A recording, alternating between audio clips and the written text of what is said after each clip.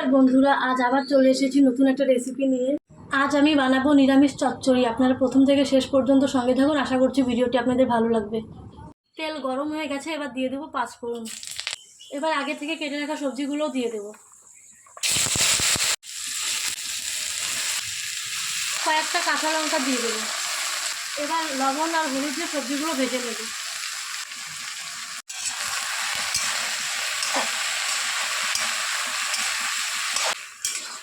এবার ঢাকা দিয়ে দেবো।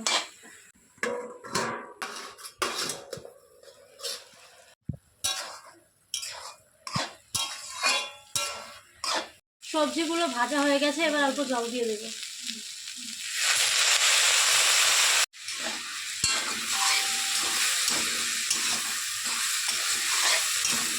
হয়ে গেছে, এবার অল্প চিনি দিয়ে নামিয়ে নেব।